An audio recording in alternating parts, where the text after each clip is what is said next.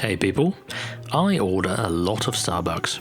Probably too much Starbucks. So what to do with all that insane amount of wood and cutlery they keep spamming you with?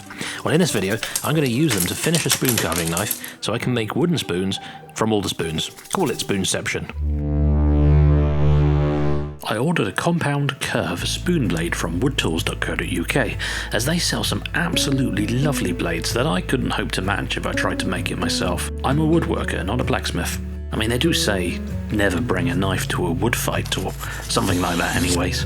Now first things first, a handle made from spoons is pretty nice, but it needs to be more impactful, so I'm going to dye the spoons two different colours, red and black. I've got some red dye, some ink, and some black dye and black ink, and I filled these two containers and combined it with some hot water and a little bit of bleach, just to make sure there's no horrible mould that appears. Left it for a few days with a bit of agitation, and they started to look fantastic. The spoons were then dried on some paper towel, and then put in the oven for a few minutes, enough to remove most of the moisture content. Wow, look at that. Not the vivid red and black colours I'd hoped for, but still pretty nice. I broke one open to reveal, yeah, it looks okay inside too. The spoons were then stuck together by generous amounts of wood glue and clamped up with some small clamps, making sure any residual wood glue was wiped away, since it's easier to do that while it's wet. A day or so later, the handle was ready to carve.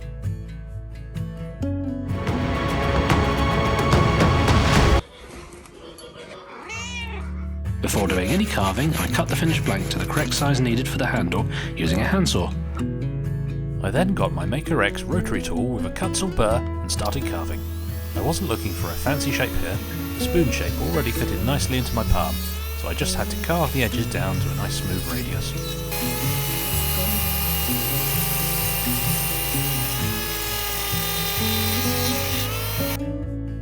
Fitting the blade might have been a bit easier with some planning and making a hole during the glue up, however I didn't, so I had to cut a slot for it. 3mm drill bit did the job nicely, but I had to use the long bits to get down deep enough and had to use a small burr in there to smooth out the walls.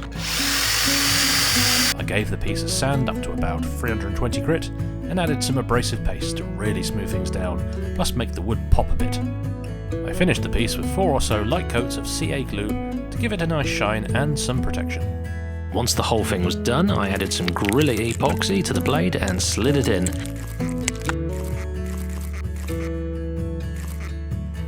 I made sure any residual epoxy was wiped away. 24 hours later, I have the power to carve spoons. I've made spoons before, but they've been done with gouges like these love spoons. Quickly realised that the large end of the spoon would have been better closer to the blade for better control. Now I can imagine, though with experience, that this design might work really well. Didn't stop me from quickly carving a lime blank into a spoon though. I sketched out a spoon shape onto a lime wood blank and cut the shape out on my scroll saw.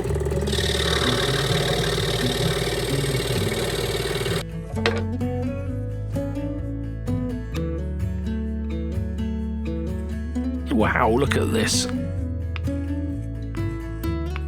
Okay, maybe not. But I did actually manage to carve a quick spoon myself using the new hook knife for the bowl part of the spoon, and I used my Mora 160 knife for the handle.